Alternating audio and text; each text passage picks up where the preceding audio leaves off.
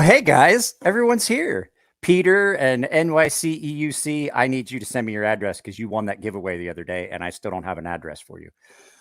So it's Friday night and we are doing the Knives Live 24-hour thing. We just finished up over on Bearded Gear. I watched that. It was a pretty good feed. They did a lot of stuff. But I have Sharif Manganis from Manganis Steel and David from Eggs and Ham. I think you can figure out what his last name is. It's pretty self-explanatory. So we're going to get into it. Before we get too far into it, though, I want to remind everybody that this is a fundraiser for Knife Rights. I actually renewed my subscription to Knife Rights today so that I could say I officially did it as well. So Knife Rights is a group that supports your right to carry knives, getting rid of stupid, arcane legislation such as like switchblade bans and things like that. They're all stupid. They're tools. One knife is no more dangerous than the other. So I'm going to put up my tickler right now. I wanted to make sure everybody knows there is a big giveaway going with this. So not only am I giving away things, and not only are other channels giving away things, but there's a huge giveaway that gets drawn from on the 8th. There's so much stuff that got picked up for that. And the instructions of what you have to do is right down at the bottom. So you get a subscription to Knife Rights, you take a screenshot of your receipt, and you emailed it to Knives Lives 2021. Knives, let's try it in English. Knives Live 2021 at gmail.com. That's it. That's all you have to do. And you're entered. So let's go ahead and start bringing everyone in. There's 19 comments that I haven't read yet. So let's bring David in, and we'll bring Sharif in. So I want to, like, out of character for me, I'd like to structure how we do this so that it's not just a free structure. What's that? All right, well, we'll try. I'm not good at it. We'll try. Okay, I'm not sure if I like the green screen because like it looks weird, but so sorry guys, I just needed to call over a beer real quick. Oh yeah, I brought mine too. My koozie, though, has got something going on with it. It seems as though it might have some color palette that. So that's kind of awesome. That's kind of awesome. I was going to switch it, and I was like, actually, no, that's pretty cool. You know? So, all right. So, David, you have a channel called Eggs and Ham. Yes, sir. And you obviously haven't like registered your name because I tried to tag you in something, and when I used the @ mark, it didn't bring up your channel name. So, but register. But what do you mean?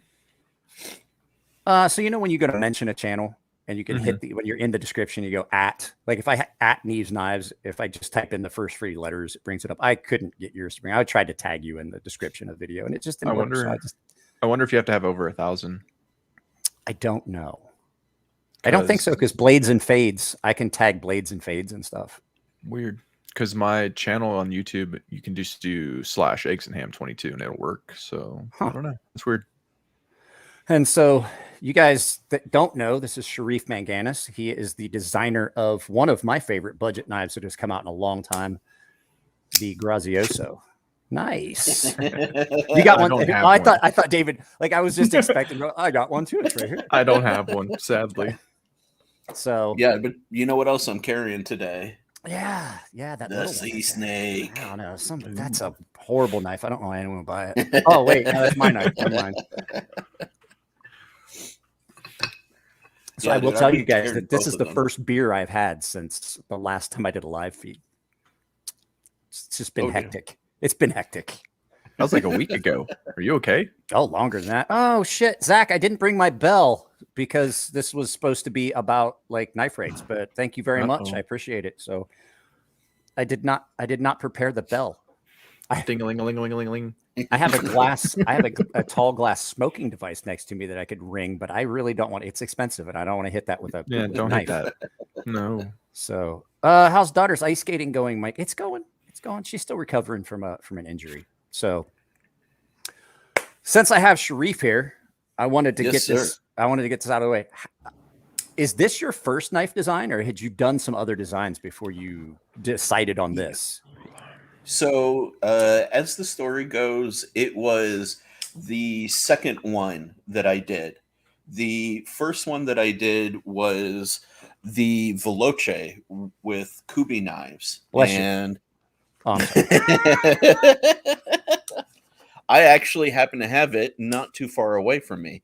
But that one was a little bit more wild looking. And I said, did you say you have one? Because I think somebody was asking if you had one. Now I can't see it because it went away so fast. Yeah, Patina Turner. Knife roll. This is the Veloce. Oh, that's a pokey looking one. I did let the air out of someone real well. Oh, yeah. Like, I have a thing for pokey, stabby knives, man. I really do. Yeah. But this one was more of like an experimental kind of design. I did some interesting things where it's a little bit slicier here and then transitions to like a thicker tip. You can kind of see how beefy that tip is, you know? And then I also wanted to bring some of my previous experience doing like automotive design into the line. So that's why you have this sort of styling to it. But nice. I said, you know, after this, I wanted to do something a little bit more gentlemanly. And a lot of the sort of gentlemanly knives were a little too small for my hands. I wear an extra large glove, sometimes 2XL. And they do like weird things, like putting curves on the back to like grab the pinky always creates a hot spot for me. You've heard me talk in videos. Like there's certain things about knives that irritate me, like especially like getting out of alignment with the cut, like the knife is rolled and things like that. Exactly. You know, so I really wanted to do something that fit me, you know, most of all. I mean, kind of self-serving, to be honest. But luckily, like Kaiser picked it up and it's been doing really well. So I'm super excited about that. I like it. Dave, have you gotten to handle one? No. I might. I'll tell you what, when we get, I mean, it's hard to, because it usually winds up, it sits on a shelf. Like it's hilarious. It's funny. Like this sits on a shelf with this during the day because I carry the stuff that I'm going to review. And at the end of the day, I pick this up and it goes in the waistband. Like at night, like I'm in my pajamas right now, basically. This goes in the waistband of my track pants. This goes in the pocket. And then in the morning, I pick up whatever 2 knives that I'm going to carry for the day for all that stuff. So it's funny. I have like my current favorite budget knife and my current favorite. Well, I mean, just there's never going to be.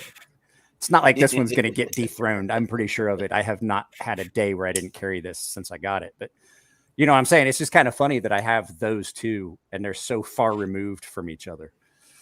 Oh, yeah. So, but yeah, I'll send, if you want, I'll send you what. Hey, John's here.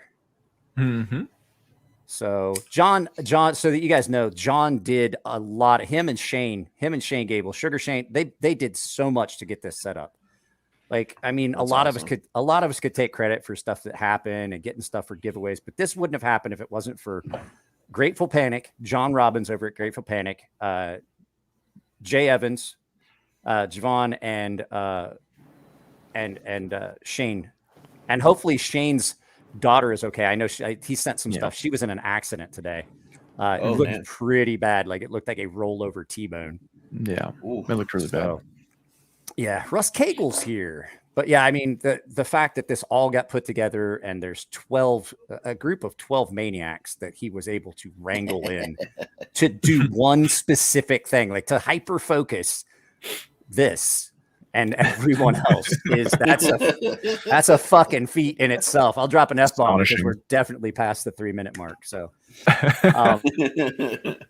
I will let you guys know there is I'm hoping it's going to happen. I spoke with the gentleman earlier. We may have a knife legend, like true, honest to God legend, join us for a few minutes tonight. I'm really good friends with the guy. He's local. I spoke to him. I sent him a link earlier today, and he said he possibly would. And another thing I'd like you all to do is go over to follow Purple Heart Barbecue. That's my buddy Paulie. He started a new channel. He's trying to get a business off the ground where he's doing barbecue. Everything he's done looks good, but I've only seen videos. If it tastes like he smells, it's going to be horrible. But Paulie's a good dude, and it's Purple Heart Barbecue because he couldn't duck fast enough, so he got that enemy marksmanship award. Oh shit! Love you, Paulie. Yep. Oh, there he is. Yeah, he's in there. Yeah. Yes. So I've known Polly for years. I was his supervisor when we worked for Lockheed Martin, and then he was a DoD cop when I was doing the counterterrorism, counter surveillance stuff with physical security there at the base. I've known Polly since I retired. Dude, that's awesome. Mike hears voices. I hear voices. I mean, that's that may be on my end. I think it is on his end. What in the fuck is going on? Dude, So no, I drove down from Northern California straight to my buddy's house for a welcome back to LA barbecue, and I'm there right now. They're still barbecuing downstairs. you don't you don't have to stick around for the whole thing if you don't want to. It's absolutely cool. Here, I definitely I wanted to, because we kind of got along when we talked a few times, and like I said, I really do like this design. I really like this knife, and he liked the enemy marksmanship award. It's like, I was good. So I keep telling him, there's a guy here in San Diego that has a license plate, and it's one of the Purple Heart ones, and it says DUK, the number 2, and then L8. I was like driving around, and I was like, what's that? Duck too late. Too see late. the Purple Heart. And I'm like, I almost wrecked the car. I was laughing so hard. I'm like, I could be friends with that dude. So that we can get it all out of the way. Like I said, there is a big giveaway. All you have to do, I honestly, I'm going to share it right now, so that it's not just looking like, oh, I'm here shilling this and I'm not doing it. I absolutely did. There is my receipt. I didn't just go with the baseline. I went with the annual benefactor. So that's even above Knife Maker, which I was before. I still have my placard on my desk over there. So I did mine.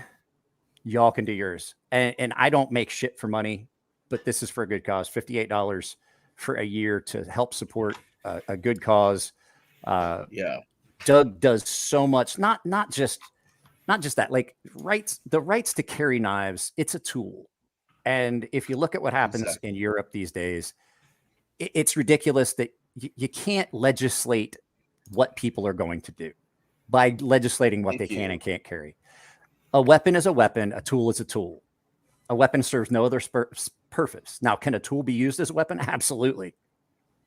But to try and legislate the evils that men do, it's never going to work. And it's been proven. It's ridiculous. Europe got rid of weapons or firearms. And look at where they're at now. Now they've made it illegal to carry a knife. They've made it illegal to have a screwdriver in your car. So like, I don't understand how tradesmen get away. Like, I'm like, I can't take a screwdriver to a job site. What, am I going to get arrested because I had a screwdriver? So yeah, let's talk about that for a second. Like in the state of California, I can carry this guy. I don't have anything to ring. I'm sorry. Everyday EDC, I'm sorry. I didn't have my bell. I wasn't expecting super chats. I was hoping everybody would just take whatever money they were going to give me and give it to Knife Rights. That was the whole point of this. So I apologize if I'm not prepared. Anyway, sorry, Sharif. Go for it. No, it's all good. But let's look at this. Like, I can carry this big fixed blade on my hip as long as it's not concealed. Yep. And this is completely legal. But this guy, because it's just over 3 inches, if I get busted with this, that's illegal. It depends on where you're at. Because in San Diego, there is no restriction on blade length in San Diego. Oh, really? So California technically does not have a restriction against anything on like the size of a knife you can carry. They really don't. Like, if you want to know the truth, I could feasibly, I'm just, this is a complete flex. I could easily carry this fucking monster of a Todd Fisher Archangel XL and be perfectly fine. If I went to San Francisco, I'd wind up in prison. You'd be reaching for the ankles. I have currently two Todd Fishers here at the house. We were looking at them before the show started. I have the Archangel XL, and I have the regular one. We'll show them a little bit later, but yeah, it doesn't make any sense because if I drive to San Francisco with the knife in my pocket that I carried in San Diego, I've now broken the law. Yeah, it makes zero sense. Nope, 0 cents. And especially like the ban on like automatic knives. Really? A push button versus this? Like, shh, don't say that shit too loud. They'll start coming after. They already did it in Canada. That's what this is about, guys. Like if you were in Canada, if you try to send one of these knives Okay, case in point. I would have to, and I mean, I'm perfectly fine with it. I make knives and I know a lot about maintaining knives. I've done a lot of knife maintenance and modding. But if something happens to this knife, I can't send this back to John Grimsmo. I can't send this to him if something happens. That's nuts. I have to have him send me parts and I have to do it myself. Or I have to take the knife apart completely and send it to him that way.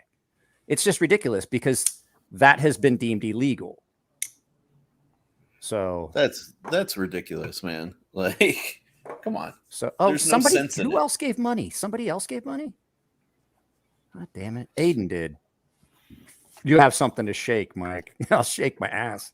I'm not wearing pants. I'm just kidding. I'm wearing pants. So Shane Gable. That Archangel. So okay. I wasn't going to do it till later, but now that somebody said, I mean, I can't not show it. I have to. This thing is amazing. Mm-hmm. That Todd Fisher Archangel XL is a mass. And so David already saw it. I have its little brother in Zurich, Westinghouse micarta, and Damascus. So pretty. This thing is like, it's rare for me to say a knife is perfect. This fucking knife is perfect. Like if he was willing, I'd trade him my prized possession. I'd be like, no, I'll trade you. I'd go get another one. But no, this thing is amazing. These are in for sharpening. So, David, what's new in your world? We haven't got to talk for a while. Work. Just did my knife rights checkout while you guys were talking. Nice. That's about all. Yeah. It's a good cause, and I realized that mine had lapsed like 3 months ago. And I was like, I'll just do it in the. I was like, as I was doing the thing this morning talking about this, I was like, actually, mine's expired. Whoops. I'll take care of that. So Bearded Gear is here. NAF Sergeant is here. Hey, Yes, what was it? We kept calling him Z Knives. Z-Man. We kept calling him Z-Man. Yeah. What's up, Z-Man? Christine. Yeah. Z-Man EDC. So, so that we can get it out and we can talk about it. Second hour, I have 3 items I'm giving away. David, do you still want to try and give something away? Or do you have something you want to give away? Okay, yeah, give away the knife because I don't want to copy you for the other thing I had. If you want to have, like, we'll do a vote. Would you guys like to have 2 of these O pens to give away? I'm giving away one. He's giving away one. Mine has actually been opened. I'd had to do it for a video. Yeah, same. And then I have the Olight Baton 3 Premium with the charger case and the light and the cord that I'm giving away. And I'm giving away a CJRB Scoria. Oh, I decided that's a pretty one. Yeah, I decided not to skimp on the giveaway stuff for this. Man, I wish I would have known. I could have thrown in a Grazioso as a giveaway. No, it's because it would have come to me and no one would have gotten it because I would have kept it to have a spare. Because eventually that knife's going to be discontinued and something's going to happen to this one. I'm going to be pissed because then I won't be able to find one. Dude, I find myself doing that. I find myself buying like duplicates of knives that I really like way too often. Okay, so I was going to ask you guys. So that's where I'm at with knives now. I've kind of went from. I was never that. I kind of jumped into it different than a lot of people. I heard Jake and those guys talking like, "Oh, I started in the budget and I worked my way up." I never did that. Like I went from. I left the military and and coming out of being overseas and being able to get stuff, I went straight into, your gear is what you rely on. And I went for the best stuff I could get. And I was buying like $3,000, $4,000 customs. That's how and then I went, and then I got my first Sebenza, and then I got my Microtech DOC. And I had a bunch of knives that were in my safe that were, $4,000 or $5,000 knives that I just offloaded and dumped that money into finding knives that were more around the $400 production because they were as good. So how did you start, David? Budget. Budget.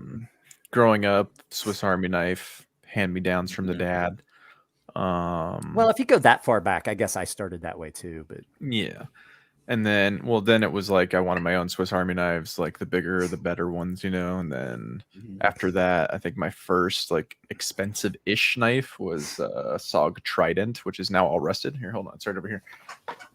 While he's getting that, Jason, let me specify by when I was coming out and came out here and then retired, I walked into a job in the retirement that was making six figures. And I quit that job. I don't have that money now. That's why I had those things.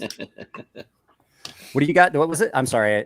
I wasn't paying attention. It was the SOG Trident Tonto. This was my first like semi-expensive knife. Like I think it was like $130 at the time.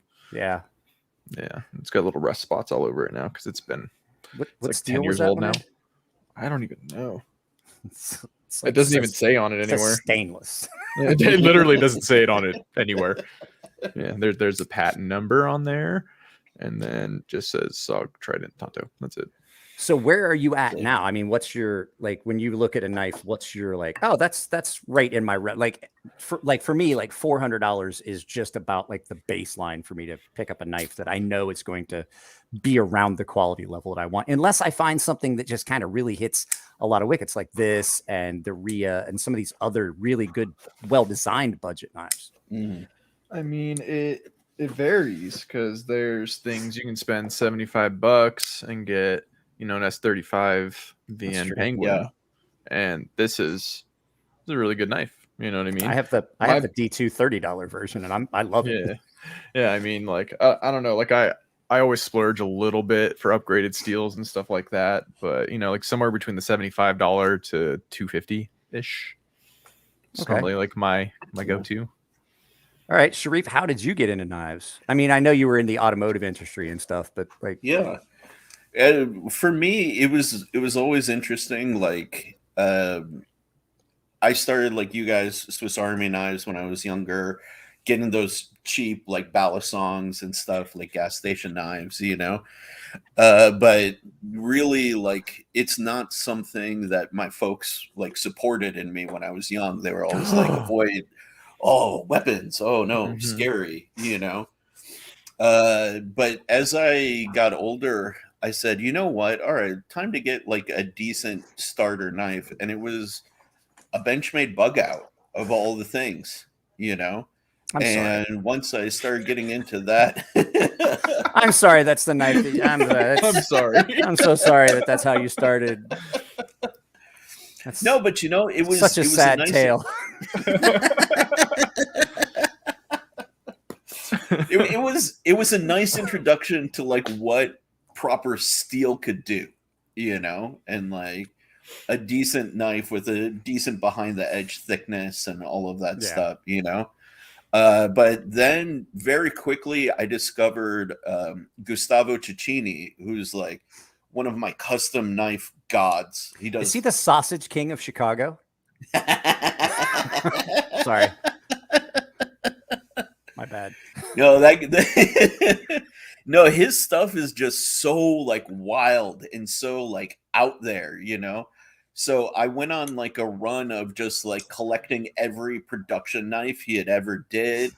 And then my attention turned real quickly to like Ray Laconico, love him and his stuff. And now it's just, like I know what I look for in knives, what I want. And I'm right now around 280 to like 400 is kind of my sweet spot, Yeah. For like, well, and I saw someone comment. I think I saw Jason Brown in here comment. It was $400 mean you're going to get a quality knife? No, it doesn't. Like I've seen some. No. I'd see some knives that I've picked up at a show, and it's like $400, and I'm like, fucking why?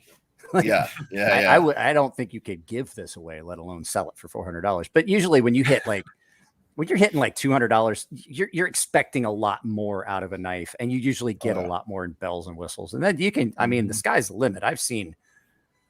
Well, we won't get into what happened today, but okay, case in point, I bought a Todd Rexford at the Friday Night Blade Affair, the first time that they had the Friday Night Blade Affair for CCKS here in California. I went to Friday Night Blade Affair and I won the table lottery for a Rexford, $2,000 for a Todd Rexford.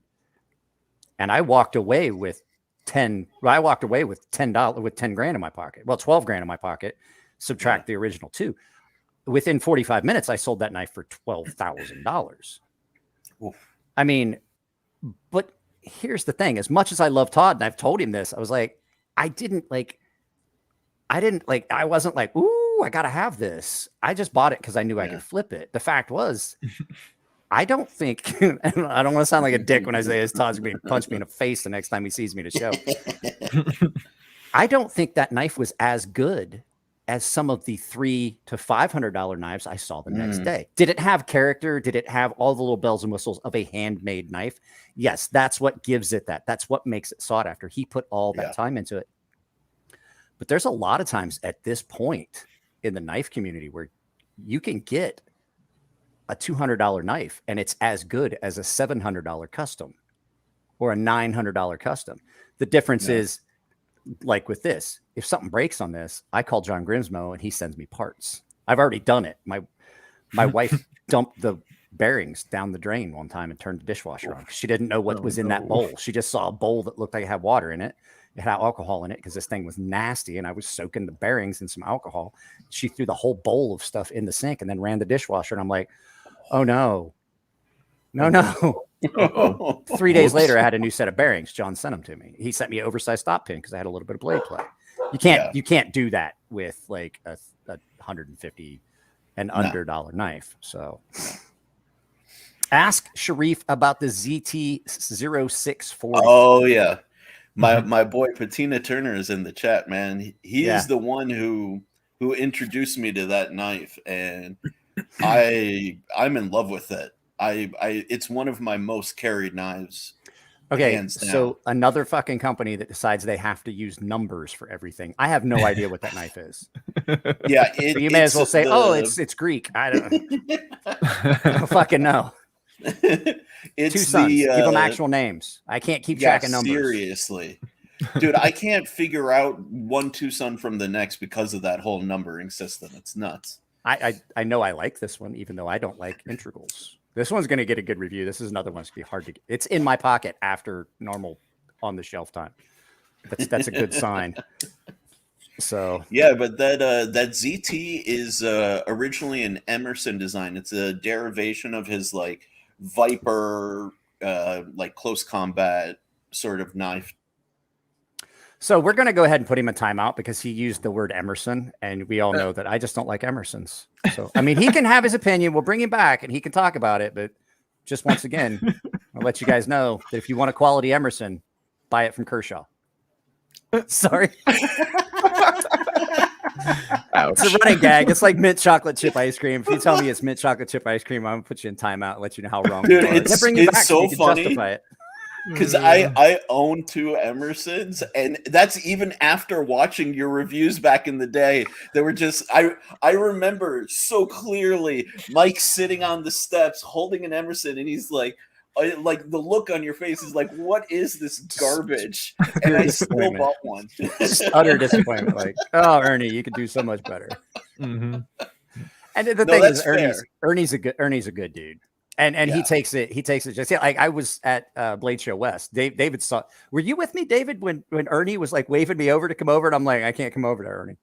And Ernie's fine with it. Ernie knows me, and he's fine with it. He's like, you can come over. He's like, I know, you can say whatever. He's like, not everybody. My knives aren't for everybody. He had the coffee thing, and I was like, can't come over there. It's not Ernie I'm worried about. It's his employees that mean mug me every time I show up at a show, and they're like, oh, it's that guy. I just remember the Emerson booth being pretty empty. Yeah, for a lot of the time. It was.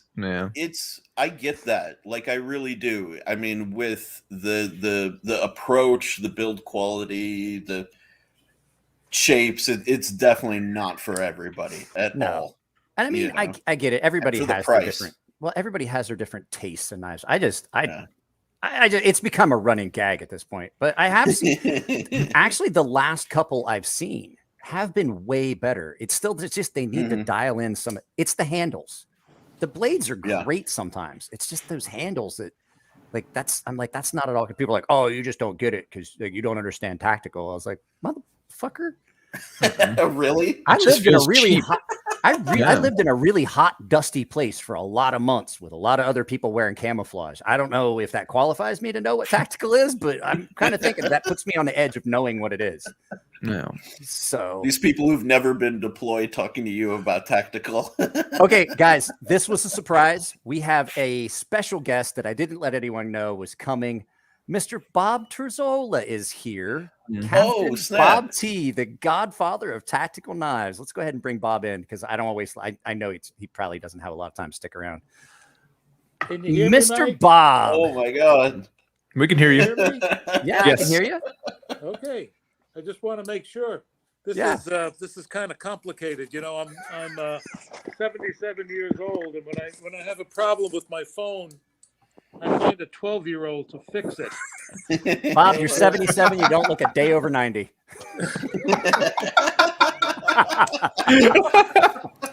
Great sense of humor, Mike. When do you graduate comedian school? Clown school. I think I got 3 weeks left of clown school. I just have to figure out how I'm gonna do my makeup. I think it's more like 3 years.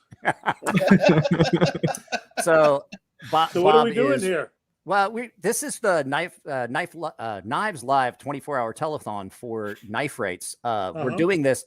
Doug Ritter didn't even know we were doing anything with this. We just kind of set it up. A couple of guys, John Evans, Shane Gable, John Robbins from over at Grateful Panic Knife Reviews, just decided it would be kind of cool to do an event, and it kind of just turned into something that got out of control. Like literally, there is thousands and thousands and thousands of dollars of giveaways being done and stuff being done just because there is no other organization that's doing anything for your rights in the knife community other than Doug Ritter over at Knife Rights. That's right. Yeah, I agree with that. I've made a couple of knives for them over the years, to give away, auction, whatever they do with them. And I think, we keep up with them. We follow them. And we see the kind of progress they actually make with knife laws in various states all the way around the country, and I'm really impressed that he's able to continue that kind of energy. I mean, it would exhaust me. I don't know about you guys, but it would drive me crazy. Correct me if I'm wrong. It's just Doug, right? Doug runs the whole show, or does he have like a staff and stuff? Well, I guess his wife Sue also helps out a bit. I don't know how much, but basically it's Doug. Yeah, and he's constantly running around the country, addressing legislatures and stuff. I hate dealing with politicians. Yeah, I spent enough time dealing with that when I worked for the government after I retired. I don't like any of them. It's funny. It's always the Sues. They're good ones, isn't it, Bob?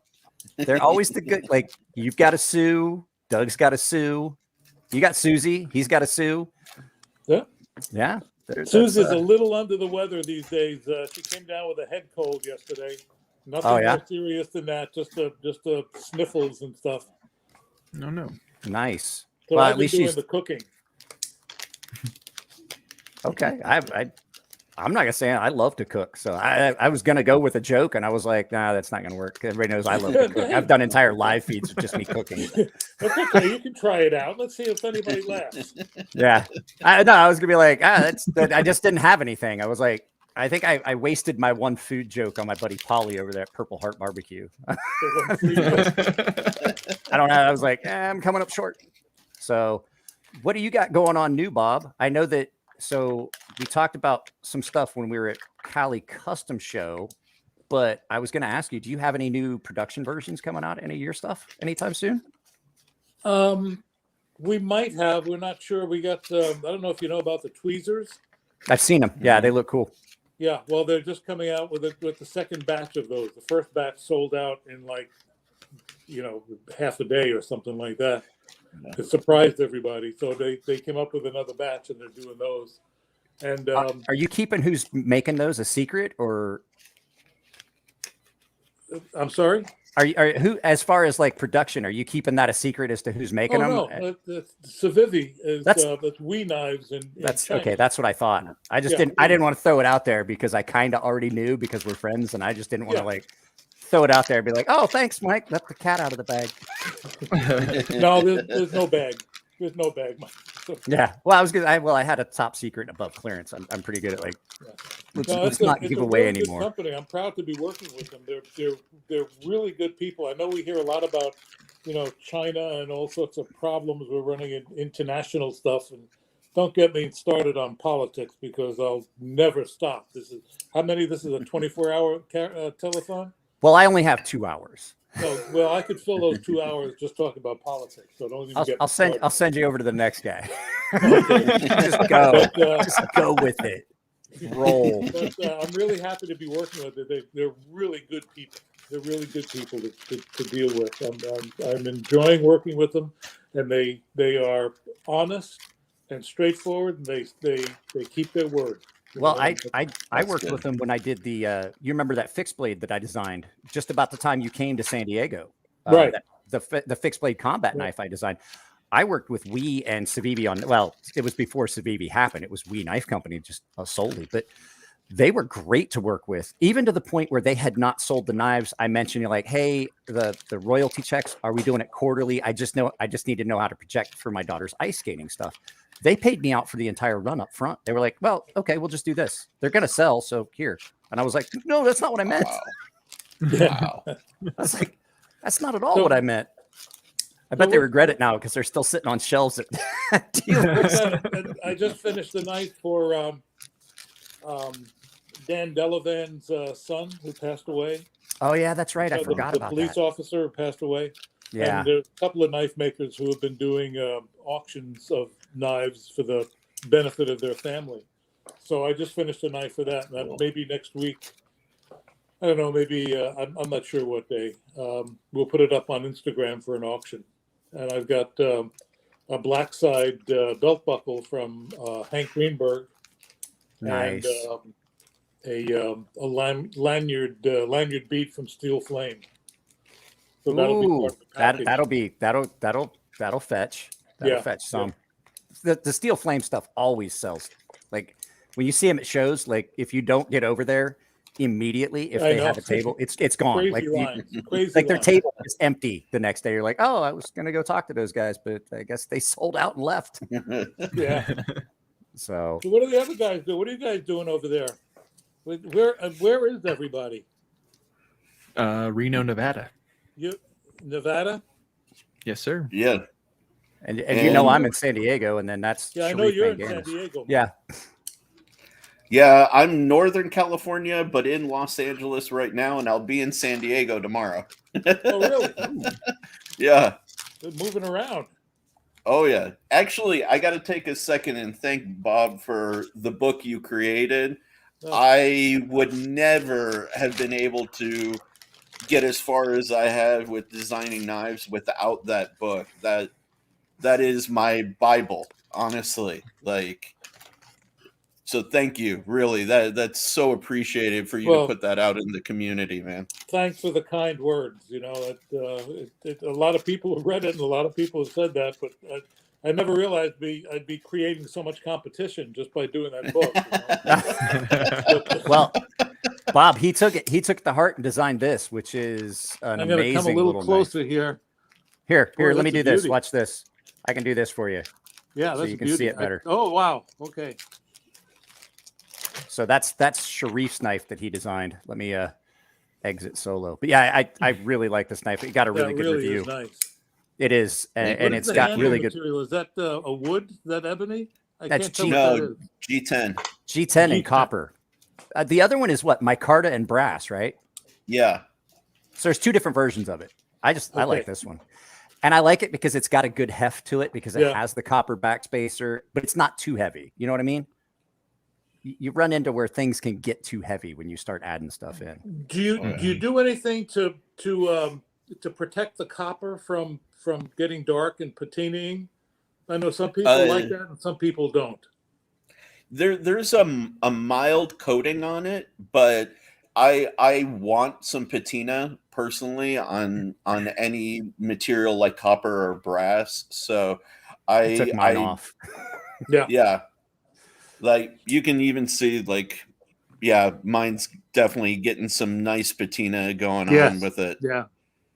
So yeah. That's really cool. That's nice. That's a nice looking Nice looking design. Thank you. Looks very Thank you so comfortable, too. much. So Yeah. it's called, not that one, this one. It's called the Grazioso, and I really like. I mean, like I said, it shares pocket time with my Norseman, which is a much more expensive knife, and it's a great knife. I was telling him earlier, Bob, since it's one of those budget knives that like you're not gonna be able to repair it. I can't get repair parts for it.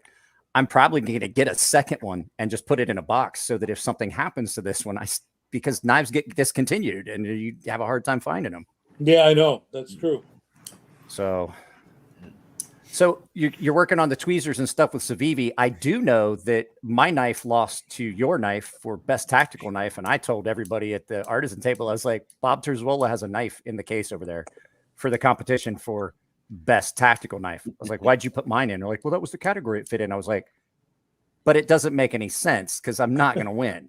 They're like, what do you mean? I was like, give your knife a chance. I'm like that. That's not good. I don't have to. I already knew who was going to win. And they were like, oh, no, give your knife a chance. And I'm like, it's Bob Terzuolo. Come on. And I came in the next morning and they'd done the judging. They're like, oh, did you see where your knife placed? I was like, I don't have to. I already know who win. They're like, who? Did you see it? Well, I was like, no, but I know Bob won. I was like, I already know who won. I don't even have to look. But those are the same people that are making the tweezer. Yeah. And that's a great little knife. I actually, you remember my friend Tino, Matt Martino? Yeah. He's been to he got one as a gift for his boss as his boss was leaving the company to move on to bigger and better things, and got it for him both as a going away and birthday present. And I sharpened it for him. And it is a great knife in hand. It is so comfortable, Bob. Just like everything you've done, it is amazing in hand. And I'm like, yeah, they did a beautiful job on that. They did, and it's your design, and they did a really good job of translating it. It came out perfect. So tell me, can you tell how many people are online with us right now? Yeah, there's 94 people right now. That's a good number considering this time so of I night. And I can put up their comments and stuff and see it. And I have a green screen back here where I've got the logo. It's actually just green. If you look, if I do it right, my beer koozie disappears. What is that? So it's the background behind me is green, and I put the logo up. So it's not like that's not actually there. It's just a green screen, and I've superimposed it. But if you get it just right, it'll catch that, and it'll. That's crazy. I was going to put on a green shirt. So all you could see was my head. That would have been funny. Yeah. Well, I just thought of about 4 punchlines to that, and I'm not going to say any of them at the moment. Oh, it's fine. Say what you want, Bob. I don't. I will. I wanted to ask you a question. Yes, sir. And because as you know, knife makers, like I have my preferred steel I like to work with. I like 20 CV. It's fun to grind. It gives you a good finished, and it's really forgiving because when you harden it, it's really hard. So you have less hiccups in the grind. You don't get as much chatter. You don't get as many facets. What's your favorite steel to work with? Well, anything with a V after it gives me agita. That vanadium I hate because to answer your question, so far it's CPM 154. Okay, that's it. Okay. Now I got a piece of Magna Cut from Crucible, and I'm going to be testing that for the TKI in January in Vegas. Yeah. So the knives that I'm going to bring there, most of the knives that I'm going to bring there, maybe 4 out of the 5, if I bring 5 knives, will be the new Magna Cut. So I don't know. That I haven't actually ground it yet. I heat treated them yesterday, and they seem to they worked out pretty well in my little heat treating oven over here. I did plate quench on them, and they came out pretty straight, and the hardness is right up there, just as I like it. I don't like to make my knives too hard. I don't go above 60. 58 to 59 for me is a perfect knife hardness. most of the steels. Anything harder, much harder than that, you tend to get a little bit of microchipping on the edges on a lot of steel. Mm-hmm. And it gets hard to sharpen. It's hard to maintain it when you get up. Yeah. Like it's way easier to maintain a knife that's around 59 than it is a knife that's at 64, like I make mine. well, when I grind, first of all, I grind in the hardened state. Yeah. I harden everything first, do my tempering, and then I do the grinding. These are lessons that I've learned from both Bob and Elliot. Always do your heat treat before you do your grind, because if you grind before heat treat, a deep scratch becomes a stress riser, and in that, when you're quenching, you get a crack and you can't salvage that blade. You wind up with 2 not only pieces. that, if you don't do exactly the same on both sides of the blade, you get a warp. you're going to get warpage. Bad warp. Yeah. I did it once. Trust me. So I do that, and when I grind, the reason I like CPM 154 is that when I grind, I start with an 80 grit belt. That's my coarse belt, and I'll go from there to an A16 Trizac belt, which is 1200. So I'll go from 80 to 1200 in one step. Oh wow, that's nuts! People don't believe me. I usually do an 80, then a 120. Yeah. Then a 220, and then if I'm going to do anything else, I use like a Scotch-Brite conditioning wheel to blend things in. Well, you're using the what steel did you say? A 20V? 20 CV. Yeah. Anything with vanadium makes it really hard to do that. Well, and I also do S125V, which is just a fucking nightmare. Pardon my French. Well, I will tell you, I made a knife. I made a knife for a friend in S125V, and I made it for him 2 years ago. He carries it every day, and I've only had to sharpen it for him one time, and he uses it constantly. I watched him cut up an entire, he got garden furniture, like yard furniture, and cut up all the cardboard that the sofa and the fire pit and the love seat thing for in his yard came in. And it still didn't, I was like, bro, that doesn't even feel like you cut anything. I was like, it's a nightmare. But I also, when it came out of heat treat, I was able to score a bottle because it was 67 Rockwell when I got done. You could score a bottle with the blank. Oh, jeez. Yeah. You're hurting Bob's head. I spent as much in belts as most people do on knives. Like on that knife, I'm like, good God, I've spent a lot of money. Huh? Is he still a friend of yours? Yeah, I've done 3 knives in that steel for him. Oh. Okay. I'm about to do another one. You guys? What do you guys use? Well, he's asking you guys. Yeah, eggs and ham. Eggs and ham. Do you make knives? I don't make knives. Guys, these guys are just like Sharif is a knife designer. Mangana Steel is a designer. You're a designer.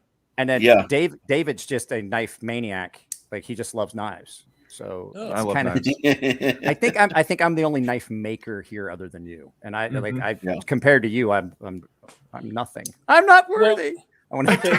But looking at it from the point of view of a collector, what steel do you have? A steel that you prefer that you would literally look for in a knife? Eggs and ham. I'll defer to you first. CPM 154 is one of them. Okay. S90V I do really enjoy. Yeah. And 14C28. Oh those are my favorites right now. All. Nope. Really? I'm surprised. 14C is a great steel. It's a lot like 154. But it just has a different edge. It's got a really hold that up crisp. Again. Let me see. Nice looking knife. Yeah. That carbon fiber handle? Yes. Yeah. Is that a Two Sons? Yeah. These are all Two Sons. All the 14Cs. Yeah. You can tell by the pivot. All the Two Sons 14Cs. So, Bob, I wanted to ask you, what about RWL 34? How do you like RWL 34? Because it's kind of similar in some ways. Never used it. Years ago, there was probably back in the late 80s, early 90s, there was a big craze about, which steel is best. And they would come up with this steel and that steel. And the Blade magazine had all sorts of articles, and people were talking about this steel and the other steel and which one. And I decided, I'm going to find a steel that I like, and I'm going to stick with it. I'm not going to do a lot of different steels because I don't want to be heat treating 6 different kinds of steels because a customer wants it or doesn't want this one, So I decided that I'm going to make my knives out of one steel. At that time, it was ATS 34. That's a good steel. I love ATS 34. ATS, Bob Lovelace was the one who got Crucible to make the 154 CM, the original 154 CM. And that's what I used when I was still in Guatemala. When I left Guatemala in 1984 and came up to the United States, right about that time, Crucible stopped double vacuum melting it. The 154 CM was originally designed for the turbine blades of the 747 engine. They changed from General Electric to Pratt & Whitney engines. So as a result, Crucible stopped double vacuum melting it. And we started to get little pits, little bits of little stuff that would flake off, and little black pits. You'd grind the whole knife, you polish it, you finish the whole thing, and you look at it, and there'd be scattered throughout. There'd be little holes, little divots. So the Japanese started making exactly the same steel, and they called it ATS 34. Okay, so now I know the story. But that was the 154 CM made in Japan. Why have we not had you on a live feed before, Bob? This is like, usually, Bob, there's like a lot of chatter and shit. You've got like 3 guys that are just like, story time with Bob. Well, the thing is, I lived through that. I went through that whole thing. We had to. It became really difficult until they started bringing in the steel from Japan. And then after a while, Crucible went back to making the really clean steel specifically for the knife industry, because the knife industry, not only the custom makers, but also some of the factories started using it.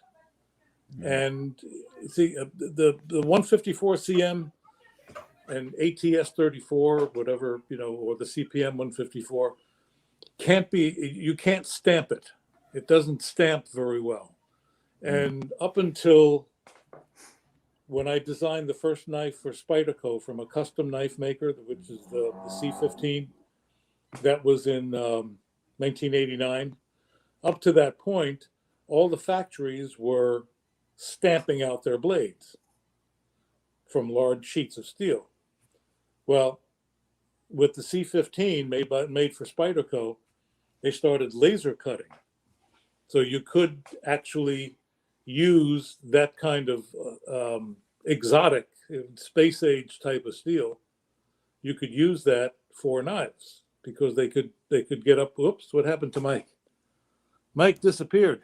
I think he just took himself off camera. I'm still here. I have to do something really quick. My daughter just came to the door and I have to go. I'll be right back. I'm still listening. I'm just have to take care of something real quick. Okay. So, well, that's basically the history of that steel. So you asked the question, what was my favorite? As of right now, it's CPM 154.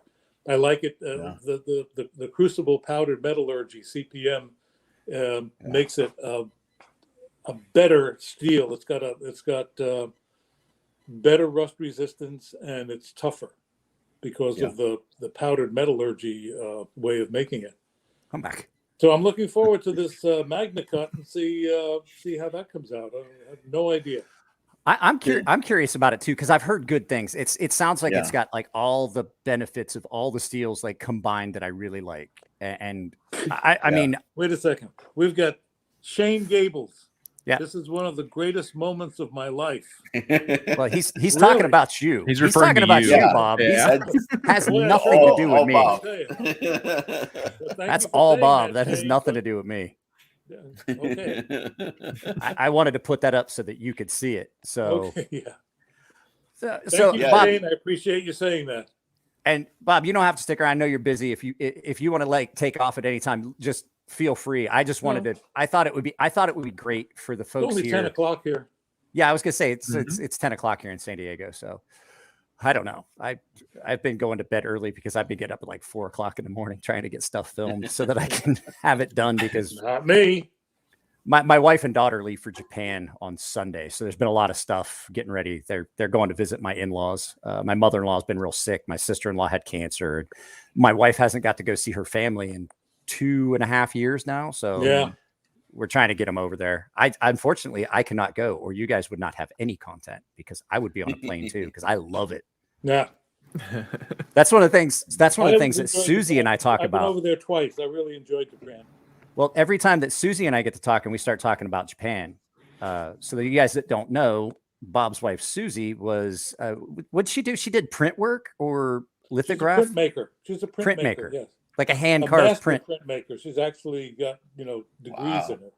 Yeah, so lots of talent in that family. And Bob has ducks. Like I keep meaning, I've got to get up and see the ducks, Bob. Well, we don't have ducks anymore. Oh, What happened?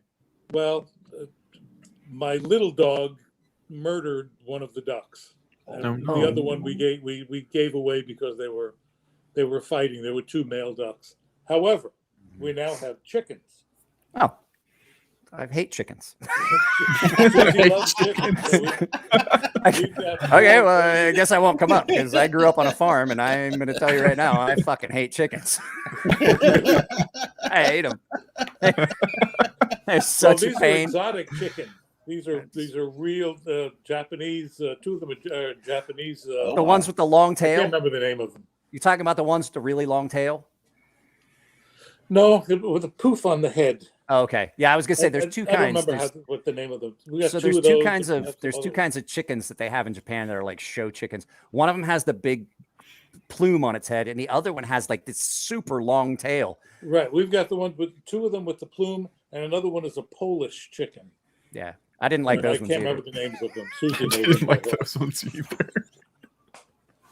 Chickens, like on a farm, chickens are just a pain in the ass. I know. They're almost as bad as turkeys. So I've got 4 chickens, 2 dogs, 2 cats, and 1 wife. I like how the wife is looped in there. The wife is thrown at the end because she's the one in charge. Like she's overseeing this entire zoo, including Bob. Yeah. So at the 1 hour mark, I want to do a giveaway.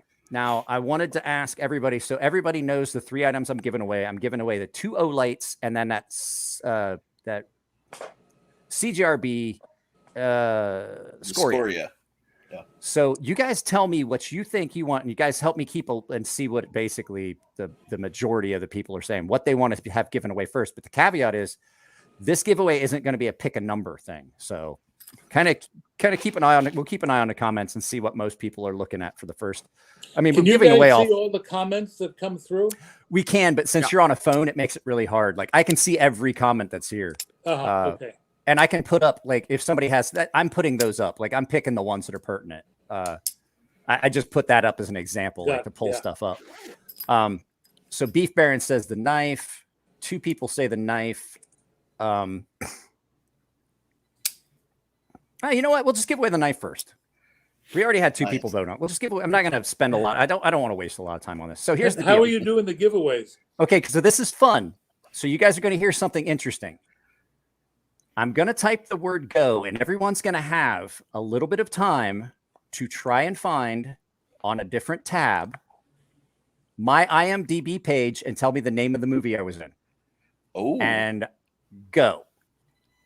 The first person that can tell me my IMDb page, what movie I was in, and the 2 people that were in it with me to tell me that they definitely found it, gets the knife. And all I You have were to in do a is movie? Yeah, I was in a movie in Japan.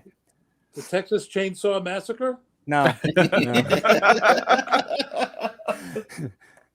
It's Big American, run away. That wasn't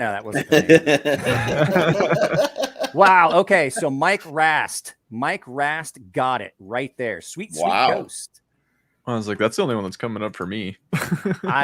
So that was the first one that I saw. Let me make sure. Nope, that was the first one. Mike Rast, Sweet Ghost. Mike, my email address is if one of my mods can throw up my email address. Well, actually, I'll do it. Just throw up your little receipt again to the top of it. For night parades. That is my email address. Email me your address, and I'm going to send you the Scoria. So I got to get my notebook. Actually, I got to grab my notebook so I can see. Okay, while you do that, Mike, I got to get going. All right, Bob. Well, I definitely appreciate you stopping by. It was amazing. I've definitely wanted to get up and see you. It was great to see you at CCKS. I always enjoy getting to spend time with you and Sue. When my daughter gets back from Japan, I got to bring her up so you and Sue can meet her and she can see the dogs and stuff. So, I mean, she's not into knives like she was when she was a kid, but it'll still be cool for her. Yeah, that'd be great. And I mean, this was self-serving. I just enjoy spending time and talking to you, Bob. You're amazing. And I've always enjoyed spending time with you. So I really appreciate you coming on the show. Pleasure meeting you. Take care, guys. Have a great night. Absolute pleasure. Good luck later, Bob. Thank you. I'm going to go ahead and take you out. Okay. Oh, wait. No, backwards. You just made him big. Yeah. Oh, well, hey, Bob deserves full screen sometimes. We should have had it all full screen, just Bob the whole time and just muted it. When he was talking, I did mute myself and I was just sitting like, ooh. That happens when Bob's around. Like, it's hard to sit around and have me just be like, just sitting there and talking and stuff. And then when Bob's talking, you're just like, shut up. I'm not listening to you. Yeah. I'm listening to Bob. You shut up. No. That blew my mind, man. To be in the same stream with that guy. Oh my God. I kept it a secret from everyone, including you guys, until you guys came on. I wanted to keep it a secret. I thought it would be a fun little surprise for the people that were here, just to have Bob drop in for a little bit. And Bob is truly one of the greatest knife makers. I got to see one of his Gen 1s that he made in Guatemala. I got to see one of them. I couldn't have imagined getting to see that knife and getting it in. And I was like, dude, that's like a $40,000, $50,000 piece right there. Yeah. Because not just the quality, because he's made better knives, because those were one of his first ones. He's made better knives, but the fact is the history of it, who owned it, where it went, the things that happen with that, you can't replace that. You know what I mean? Nope. Yeah. So that was Mike Rask, right?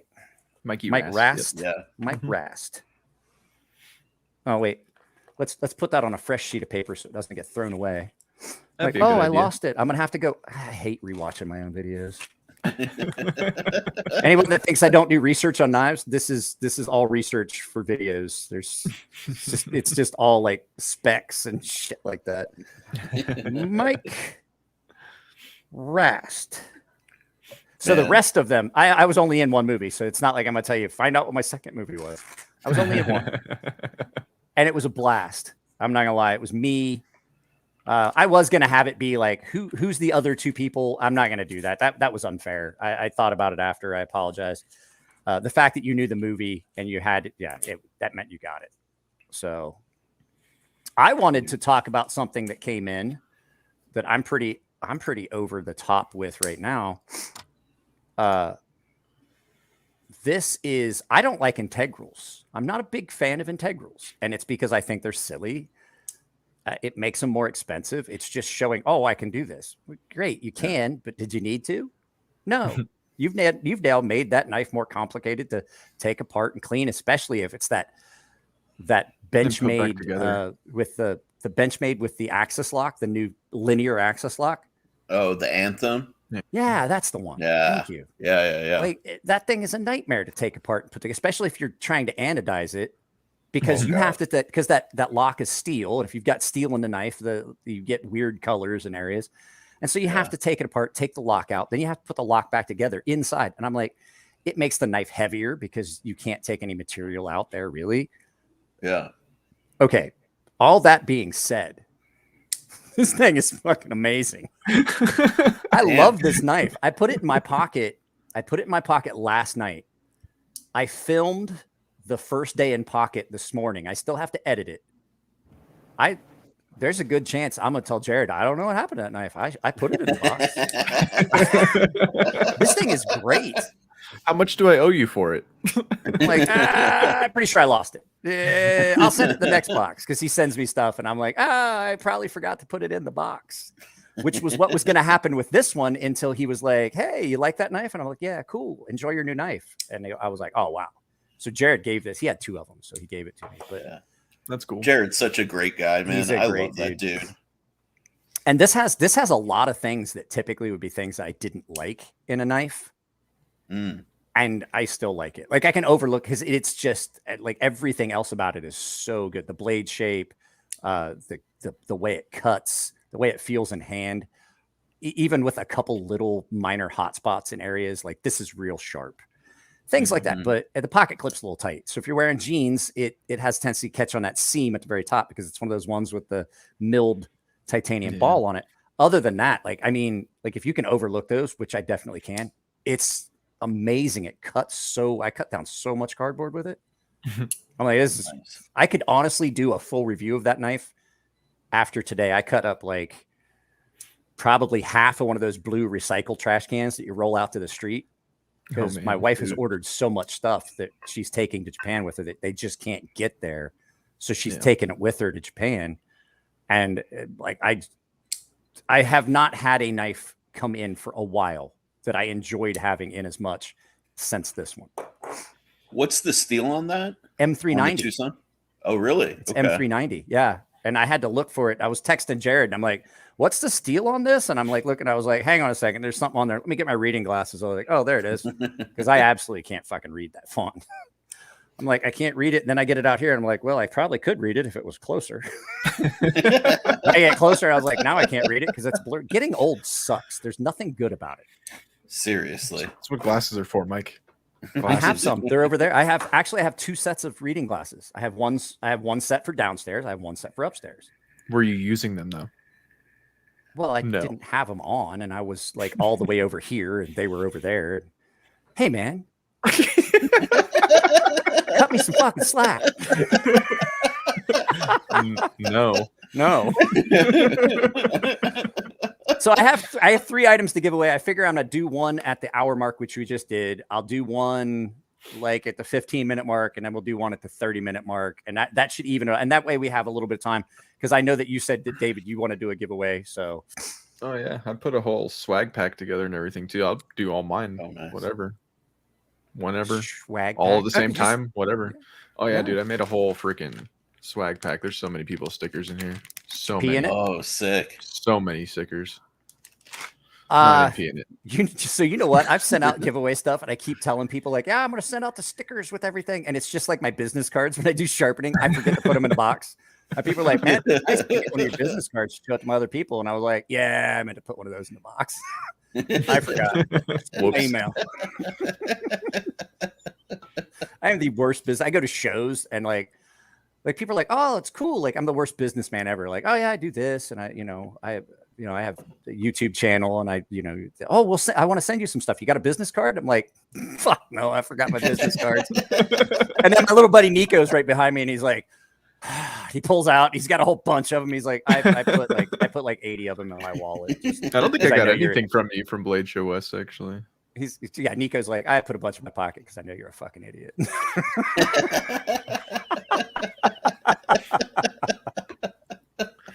Oh, Mike. Hey, Christine's here. Mm-hmm. She's been here for a while. Do you use? Does anyone else that uses StreamYard have this problem, or is it just me? Like where the comments don't move, and then all of a sudden they jump like 30, and I'm like, oh, where'd that go? I just bought it for their sale, where it's $10, but I haven't used it yet. I mean, when I'm on anybody's stream that has StreamYard, I literally open up a second tab for their live stream and have like the pop out chat. So I have a StreamYard and then the separate chat. I tried to do something where I was trying to film like 2 views of me eating the Pocky one chip challenge, and I had it all set up, and I realized that like I was trying to look in like I was looking at I was like, I'm gonna look like an idiot. Let me put my tripod away because I can't. Like I was focusing, I was looking at the camera on my phone, and I looked, and I was like, oh, that's not gonna fucking work. Guys, I still have one of those chips that I would like to give away, or if you guys want to do it, I'll eat another one if you're willing to do another fundraiser. Ooh. It was nowhere near as bad as I remember the last one being. Yeah. Because I have one of those chips back at the house, you know. You should eat it. And I've been on the fence on it. Rub it on your butthole. See what happens. Oh my God. Don't do that. Is Dude, Mm-hmm. I've been eating spicy stuff for so long, it doesn't affect me on the way out. I don't feel it. So what you're saying is your butthole fell out. Yeah. Oh yeah. No. I don't even have one anymore. Singed, you know, like earth, like just destroyed. It's like you know how when O-rings, like the black O-rings get bad and then they get all wrinkled and they right before they break and they're not like that's what his butthole looks like. It's horrible. Oh my God. Actually, just before I hopped on I hopped on the stream, I gave a bunch of my habaneros to the guys downstairs, and I filmed all the reactions.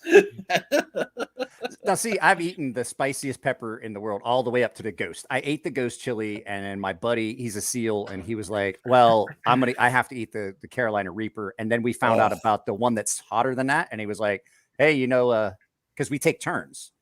And if you renege on it, bad things happen if you renege on these bets. Like one time I made him wear a pink Tony Romo jersey to a gay bar for the evening. Oh, he was the belle of the ball. He got so many numbers that night. Probably a lot of compliments too. But that's so like I set the precedence for how bad losing a bet between the two of us could be. And I was like, I don't want to lose this fucking bet.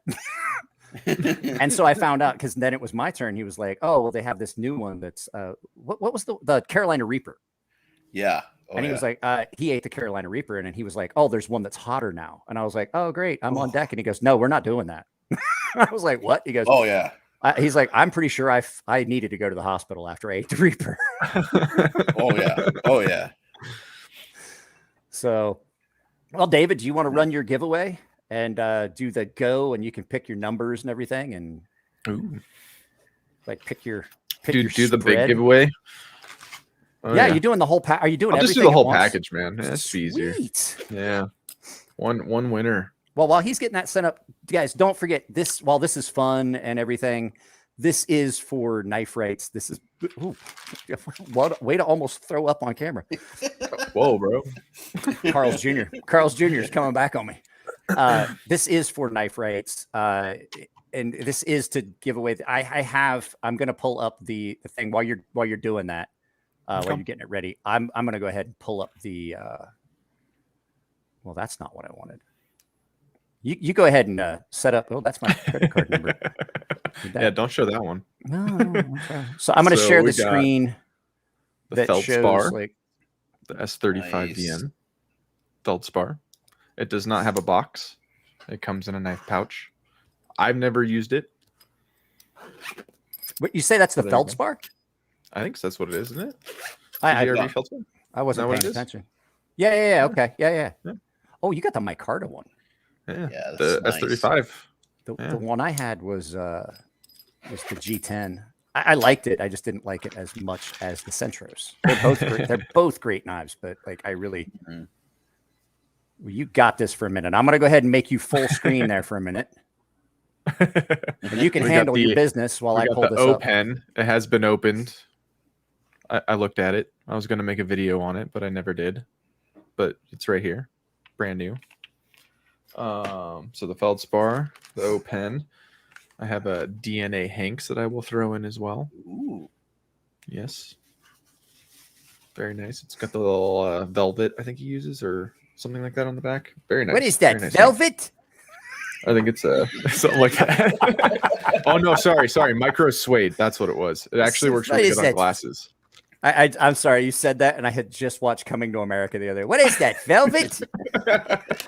And then this is a gigantic swag bag, and Peter might recognize the Hershey bar because it's from his little swag bag he gave out at Blade Show West. There's some Band-Aids, Hogue knife, patch. There's pretty much, if I had duplicate stickers or anything from anybody, it is in this. And there's everyone basically in the community that has ever given me a sticker in this bag.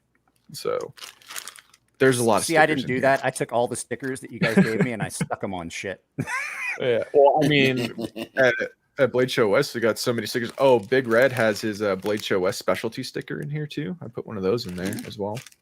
Oh yeah, nice. Yeah, there's a bunch of stuff in there. There's this. So what you guys don't see is this computer I'm using, and I think I sent David a picture of it. Like there's stickers overlap on my computer. Like somebody gives me a sticker, and it goes on my editing computer, or it goes on my night case. That's it. How do you want to do it? Are you going to do like a 1 to 200 or? Yeah, do 1 to 200. That's fine. Okay. I don't have anything to write anything down. I could use the O pen, I guess, but yeah, you could do that. Yeah, I could. I'll use the O pen real quick. Hold on. Let me write down a number. 1 to 200. Whenever you're ready, Mike, just hit go because I already know what number I'm going to pick anyways. But Well, here's the thing. Like I'm trying to bring up the picture, but for some reason my computer's saying that I can't share the picture that I have up on here. So I'm going to read this real quick before we start. So the way this works, there is a grand prize. So you hear we're giving away, we're doing a giveaway here. We're going to do it in just a second. There is another one. There is a grand prize. Now there is a ton of stuff. Red Wolf EDC really kicked it up and got a bunch of stuff donated for this giveaway. So there's a huge giveaway. We didn't say go yet. Don't start putting in numbers, anyone. So here's how it works. You go to kniferights.org. You can donate. For every $10 you donate, you get an entry. It's one entry for every $10. A $35 annual membership is $35 is 4 entries. No limit to the number of entries. A $100 donation is 10 entries. You take a screenshot of your receipt and you email it to kniveslive2021@gmail.com, the what's scrolling across at the bottom. And that's all you have to do. That's your entry. The drawing is going to be held on the 10th of December to allow the donation, and stuff to come in all the way through the 8th. If we don't have it on hand by the 8th, then it's just not going to go in the giveaway. So we're not 100% sure how much stuff is being given away, but like seriously, there's the last I saw. I mean, it was thousands and thousands, if not tens of thousands of dollars worth of stuff.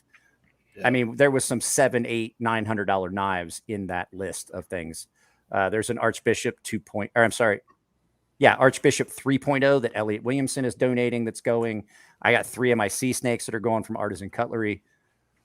So that's just what's happening. So not only are we giving away stuff here, if you donate, there's a big giveaway for that as well. That's the main giveaway. These are just little door prizes, if you would. Okay, so I'm going to tell everybody when it's time to start. I'm putting the rules up right now and copying it. So you're picking a number between 1 and 200, right? Because you're the one. 1 and 200. Yes, okay. It's already right here. Not going nowhere. Go. Closest without going over. So, let's see.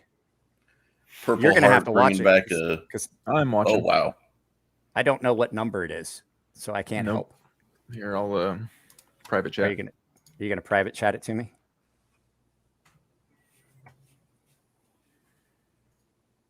Oh, okay. Yeah, I can look out for that. Mm-hmm. I've seen a couple close ones so far.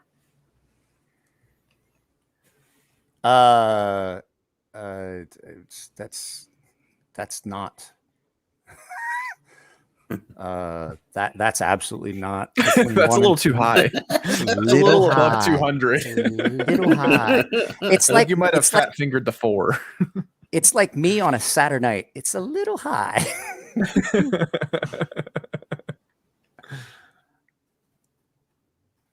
Oh, a couple just over 2. I threw a comment in the private. Yeah. Is that the closest one so far, Yeah. Sharif? I think That's the the last closest. one that I just put, like, Yeah. yeah. How long do you want to run it for? Oh wait, really? I didn't even. Tell me when you want me to stop. Whenever you're ready, just do like a little 30-second countdown. Yeah, one guess Yeah, only, we'll do guys. One guess. Here, We'll rules do it. again. We'll do it 1 hour and 21 minutes. I'll hit stop. One guess. One more minute. Well, 30 more You- seconds. Yeah. So 30 seconds. I'm not even seeing that one. You got to scroll way back up.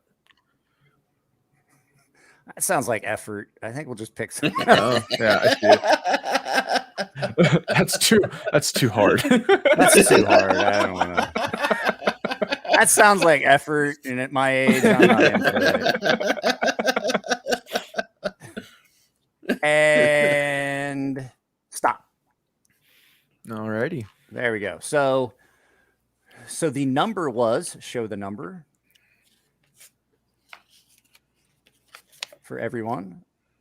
It Number was what- 122. Could you have written it fucking smaller? You had that whole sheet of paper, and that's how you wrote. Like, let me see. The fuck are you, a Russian spy? Is that better for you? Jesus Christ! I write small, man. So I say, what are you, a Russian spy? You're writing it on the back of a matchbook and putting it in a Dropbox. And what I somewhere? saw was Emmy Lee. So what did you say, Sharif? Who had? Yeah, I didn't that's see that one. Emmy Lou got it. Yeah. Did she get it right on? Got Yeah. it right on, yeah. Right on. Oh, okay. Hey, there you go. So, David, you need to You're type right. your Emmy email Lee. address. My apologies. Type your email address in there so they know how to get it. So, Emmy Lee, you won it with 122. David is going to put his email address in so that he can get your address so he can send you the giveaway. And if you send it tonight, I can get it out tomorrow because it's my day off. Where are you going to? Please Are you do going to UPS it? UPS and FedEx are both open, so yeah, either one. I would say I don't trust either one of those. Fucking I trust FedEx more than UPS, and around here, USPS is terrible. So Really? I don't trust So- USPS at all. So Where are you at in Arizona again? Arizona, Nevada. Or Nevada? Reno. Okay. Well, because my buddy is from Phoenix, and he said that it's just horrible. Like he's like, you can't, like, don't send anything to me USPS. Like, don't send anything to the post office. No It's shit. fucking horrible. He's like, it will either get here destroyed if it gets here at all. And I'm like, really? I can't trust FedEx or USPS here, or UPS. I mean, I can't trust either one of them here where I'm at. Yeah. Yeah, you Anywhere listen to down Peter. here in southern. Say what? Listen to Peter. Eggs has the worst UPS stories, just the worst. Yeah. The When I was USPS, the living, post office. Yeah, when I was living in Minden, like our local USPS, like you had to go in and fill out a card with exact names and spellings for them to deliver mail to your address. Otherwise, they would not deliver it to you whatsoever. It was absurd. What the hell? Yeah, it was fucking Okay. crazy. Like the I mail had- system out here is awful. I had a priority box and I had written the address on the priority box, the 2-day priority, you know, the small 2-day flat rate priority mail box. And I had written the address on the box. And they're like, oh, you have to use a label for that. And I'm like, why does it say to and from on the fucking box then? Like, it has a spot for you to write on the box. Like, well, that's where you put your Right. label. I'm like, Here, Mike, copy and paste this. I don't know if they can see it if I put the email in. oh yeah, that's right. I'm the only one that can. Yeah, I'm pretty sure the other one that can put .coms in. Well, I had so much stuff that was there was so much trolling that was going on. I just put it. So if there's a link in it, the only people that can do it is a moderator or myself. Okay. There you go. Emmy Lee, there is Mr. Eggs and Ham's email address. So, Sharif, What's you up? have a new knife coming out, hopefully soon. The button Yeah. lock one that I really am looking forward to. Fingers crossed it gets picked up soon. I'm waiting to hear back from the people you connected me with, and That's what I man, do. dude. I like to connect people with people to make things that I want happen. It's completely self-serving. I just want that knife to be made so that you can send me one for review. Yeah. Oh, you're going to be the first one to get one. Are you serious? Yeah, that's what I want. I'm like, I want that knife in my hand so badly right at the moment. No, like really, that design, I have to give you and Jared a lot of credit for just bouncing ideas off of you two. Really, you asked me about behind the edge thickness. Like, I can't take any credit in this. Like, you were like, so like if I thin it, I'm like, yeah, that would probably be amazing. That's all. You asked me a question. Man. I'm like, yeah, that would probably work great. Don't be giving me a bunch of credit for shit that I didn't do. I do it enough on my own. Hey, man. No, ask my wife. No, she's like, you want credit for shit that people do normally.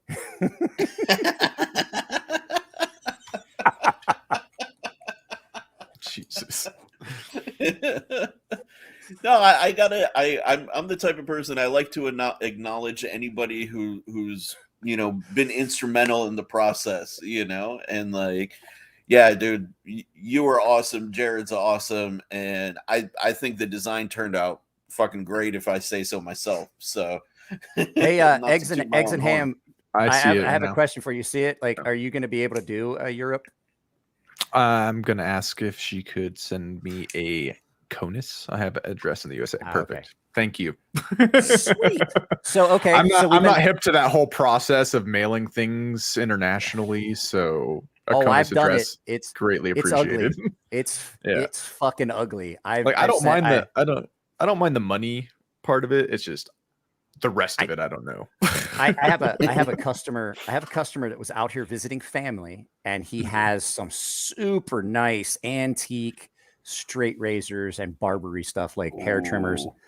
And I sharpened them for him while he was here. And now, twice a year, he sends me his straight razors from fucking Belarus to here. It's a fucking nightmare. Oh, God. So, okay.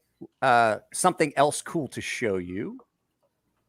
Ooh, looky at that bag in Zerk with a cracked. Let me get rid of these chuckleheads. Whoa! Cracked ice Zerk pocket clip, full polish, Todd bag, Zerk and Timascus. This thing is sexy. See, have a sharpening service. I might not get as much volume of sharpening as I used to, and Jared might top what I get. I'm the one that still gets like crazy over the top stuff, and people are like people are like, I sharpened a Rockstead here not too long ago, and Jim Skeleton was like, "You did what?" And I was like, "Yeah, I sharpened a Rockstead for a guy." He was like the fact you even were willing to do that. And he's like, "Were you nervous?" And I'm like, "If I get nervous about sharpening a knife, it's time to quit, because then I'm going to get nervous about every knife, and then I'm going to screw up." So I've sharpened some $10,000 and $12,000 knives, and put mirror polishes on them. You got to do it. You just got to get right in there and just start sharpening. That's just all there is to it. So yeah, that's a pretty knife, man. Yeah, wow. Jason Brown's like, bet that knife was affordable. I'm honestly afraid to even go look and see how much. Here's the thing, like, if I don't know what it costs, I'll look up what a knife costs after I've sharpened it. I'm like, oh, that was a $12,000 fucking knife. Glad I didn't look at that price before I started. I might have been hesitant. Okay, so I'm gonna do my giveaway. Next is the Baton 3. Now these, I'm going to tell you guys right now, I own one of these. It's great. It's actually, hang on, I'll grab. Talk amongst yourselves for a moment. We got to do JB's bull. I mean, I'm still here. I didn't go very far. So I have, actually, let me grab the other one. I have the big and little. So I have the Warrior 3 and the Baton 3. The Warrior 3 is not a real pocket-friendly flashlight, but if you want a flashlight that you can start a fucking fire with, this is your tool. Got mine right here. That one starts a fire? I know this one starts a fire for sure, because it's burned people's pockets. The Warrior. Oh yeah. No, I can't see. Anyway, so there's that one. But the Baton 3 is like the little version of it. It has the same settings. It's just a lot more. But this is in my pocket every day. And it's just a lot of fun. It's a great little light. And I never thought I would be a guy that would have a flashlight in his pocket all the time. So the nice thing about this one is it comes with a little charger case. So if you know you're going camping or something, you can recharge your flashlight up to 3 times. So Olight sent this to me. I did not purchase this. Olight is 100% making this possible for both of these items. I'm an affiliate. So if you like some of this stuff, just do me a favor. Use my affiliate link that's in my videos and purchase an Olight if you don't win it. So I'm going to give this away. We're going to go, let's say, how many people are here? What are we looking at? 99? Let's go when I type the word go, let me be real specific about this so that people don't jump the gun. When I type the word go, start putting in your choice, and you guys are going to have to help me track it because I'm horrible at this because I'm dyslexic. I should pick a better way to do this, actually. I'm an idiot. I mean, just like I'm an idiot. Like I just like that. That's that moment of revelation. You're like, oh, I'm a fucking idiot. You're wearing the wrong hat. I got the wrong hat on right now. So we're going to go with anything between a number between, and I'm going to write it down here. Let me get it. Let's see here. I'll write it on here on the back of this. And I will, I'm going to private chat this to you guys before we start. Everybody's like, just hurry up and give away the fucking flashlight, dude. I didn't set this up. You know, there's no pre-planned preparations, guys. So when I say go, a number between 1 and 150. When I say go, when you see go right here, okay? And we're going to go at the, here, give me a second here. We'll do it for exactly 2 minutes. No, 1 minute. 1 minute should be enough, right? You think? Oh yeah.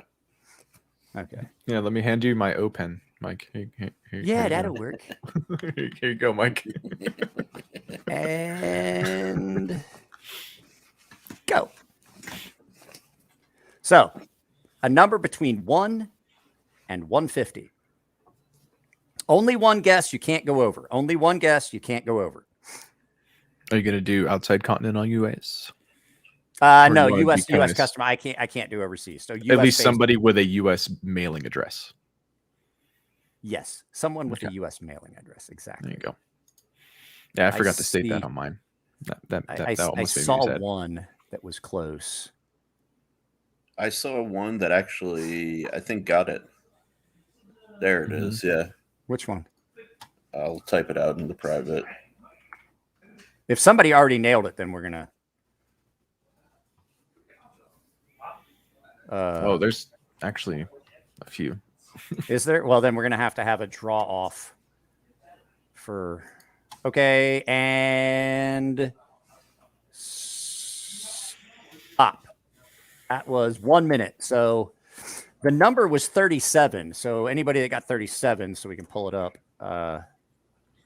Brian Cooper and K Mason. Oh, so Brian and K Mason. Okay. So this is only for Brian and K Mason. I'm going to pick a number between 1 and 20 right now. Okay. Closest or so closest without going over? With only 2, we'll just do just closest. Just closest. Yeah. So closest, it doesn't matter if you're over or not. So K Mason and what was the other? Brian Cooper. So Brian and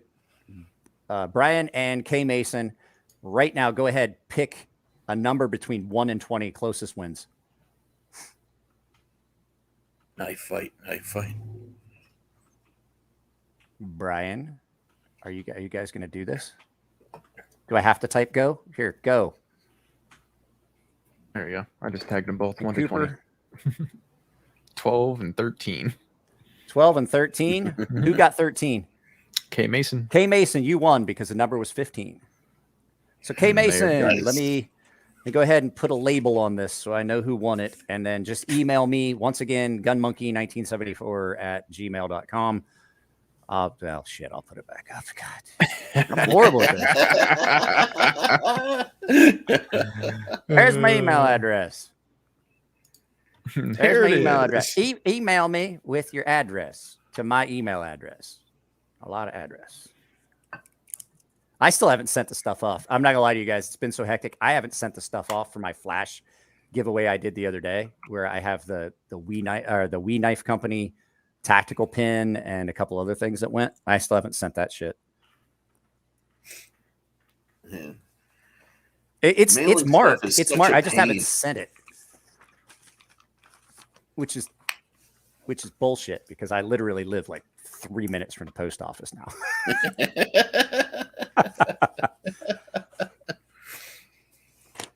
Man, back when I was doing drone stuff, I literally you're gonna say drugs. I heard you say do, and I was like, back when I was doing drugs, I was just waiting for this. I'm like, I'm listening. Hey, man, I don't want the stream to get demonetized.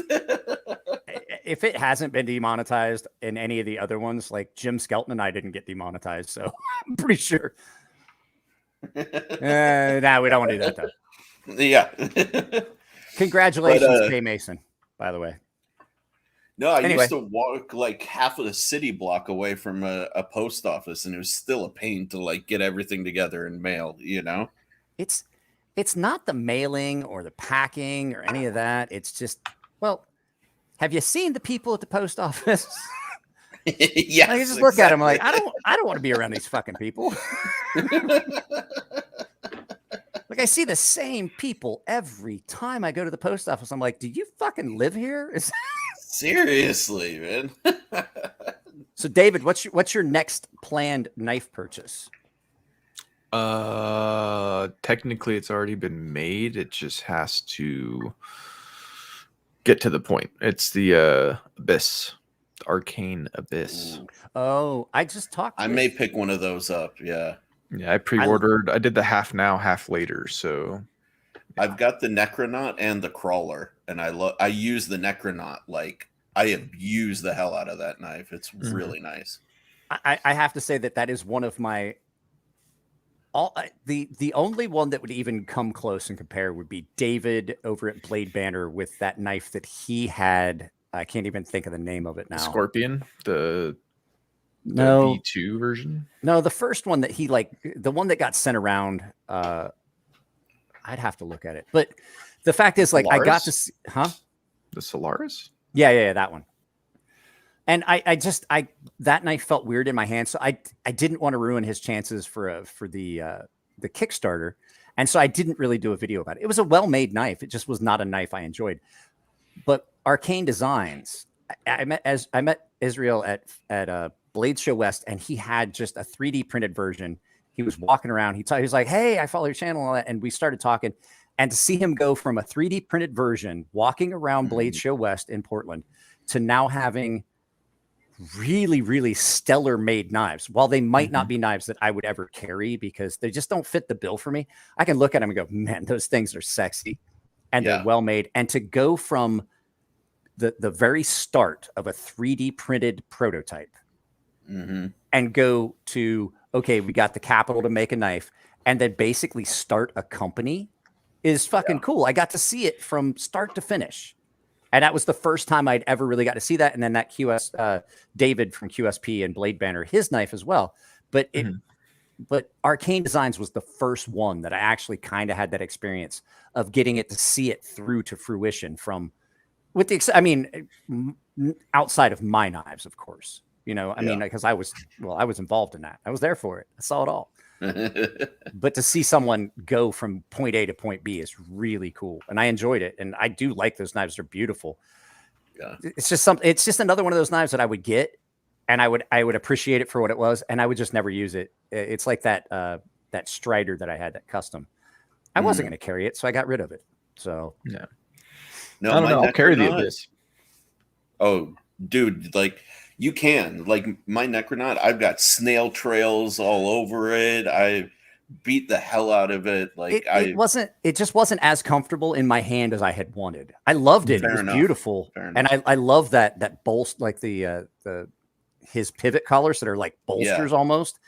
Really good design. And you can do different colors and they're replaceable and things like that. It gives you some modularity and things like that. Yeah, and he's a great dude too. I talk with him a fair amount, actually. Like every so often I'll hit him up and I'll be like, oh dude, we need this version of one of your knives in the future. And he's like, guess what? It's already in the works. I won't give any spoilers away, but yeah, like I love that guy. You know, he's a great dude. The dagger version that he has is sick. It's the only one that I could see, like the only folding dagger I've seen that would get up there and even like it does it do it? No. Brian Nadeau's arch nemesis dagger is still at the pinnacle, but I mean he's getting up there. He's like coming up on his heels. I just don't think there's ever going to be a folding dagger, in my opinion, that beats that one that Brian came up with. It's just gorgeous. Didn't Adrian get one, the tricked out version, the Damasteel one? I think he did while we were there at the show. Yeah, I think he showed us at the ramen shop. Yeah, it was sick. Yeah, it was a nice knife. From a design perspective, doing a dagger and doing it well is very difficult. Like I have a couple of ideas for a dagger that I want to do, but to pull it off and to really make it nice is a challenge for sure.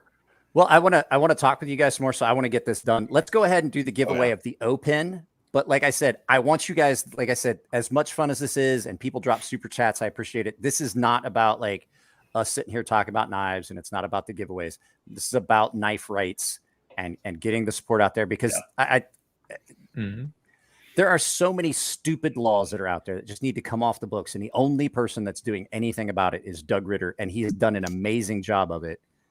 And he has really, I mean, like for one guy to have changed legislation in multiple states is amazing. And he needs to take pride in that. And that's what we're doing. And we're trying to get some support for that. Like I said, huge giveaways going on if you become a member or donate. Like I think $10 gets you an entry. All you have to do is take a screenshot. There's instructions at the bottom. Shut up, Mike, and give the pin away. It's scrolling down there. Down there. So this is an O pin. So this is actually a really nice pin. My daughter was going to use it. I used it a couple times, and it writes really well. But what the kick to it is, it's got a rechargeable flashlight in the top, and it's in a nice case. Comes with an extra ink filler. Comes with the charger cord, and like it's a reusable case, so you can just keep it. And even has, for dummies like me, somewhere on here, it has an arrow that tells you which way. Yeah, see, has an arrow on it, so you're not a dummy and try to put the case on the wrong way. So I think you said something about the charging cord, because mine's missing one. Oh, well, find it. It's a USB-C, and the one that comes with it is really short. So I don't use the charger cords that come with any of my Olates. I use my iPhone or my MacBook charger cord. I'm like, that thing's too short. I don't want to do it. So we're going to do the same thing that we did last time for US based entries only. I'm going to pick a number. I should line out the number I picked last time, because I'm a dummy. And I'll be like, no, oh wait, no, I picked the wrong person. Be like that person that reads the wrong envelope at the Emmys. Like, the winner is, oh no, it's not. I'm sorry. So it's going to be a number between, don't do it yet. I know there's somebody in there. I'm going to type it in. So when I say go, the closest to the number that I pick between 1 and 150 without going over wins the light, or the pit, the plate. It's a pin and a light. It's a plate. A plate. Right? It's a plate. So when I say go, when I hit that button, I want you guys to pick a number between 1 and 150, and it has to be only one guess. Thank you, Jason. Keep reminding me, like I'm an idiot. Jason's like, now you're gonna have like 80 people putting in the same guess. So one guess, continental United States. Yeah, the closest to it without going over in the continental United States, or with an address that I can send it to that they can get it in the continental United States, is the winner. So we're gonna do it for 1 minute. Let's go. So, I should send you guys the number as well so that you know what it is.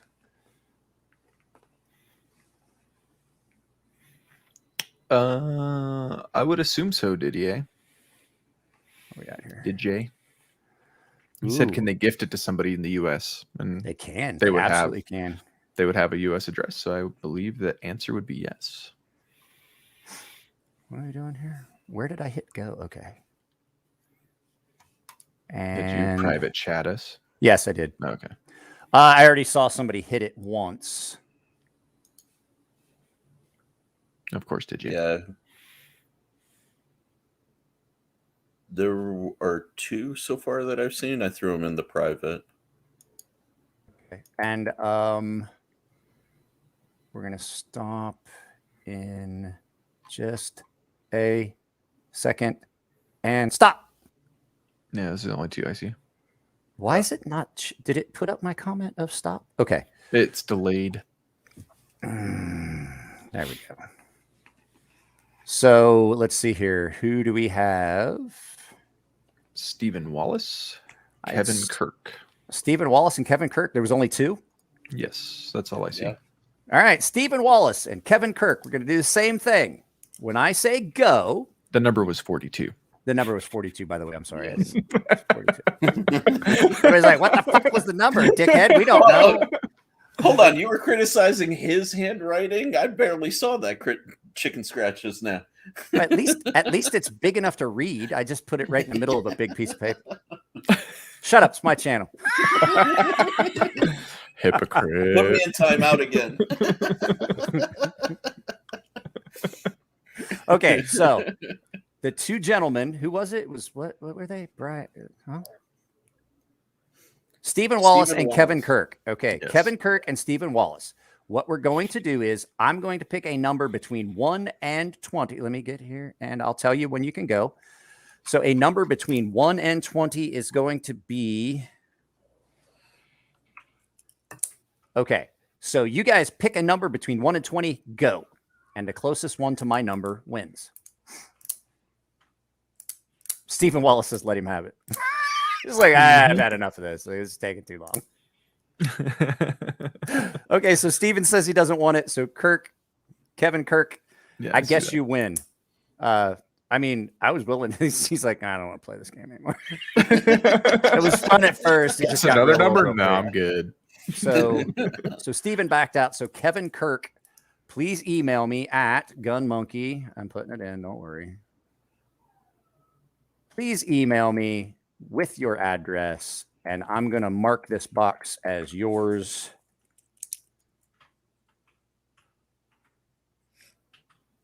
And I'm going to try and get everything else out this coming week. After it's just been hectic, the wife and kids. So if you won something and I haven't given it, don't worry. I'm not pulling a slicey. I'm actually going to send your shit out. You'll get it. I promise. Yeah, for me, if it's not soon, I only have Saturdays off for the most part that shipping places are open. So yeah. And heads up on that one.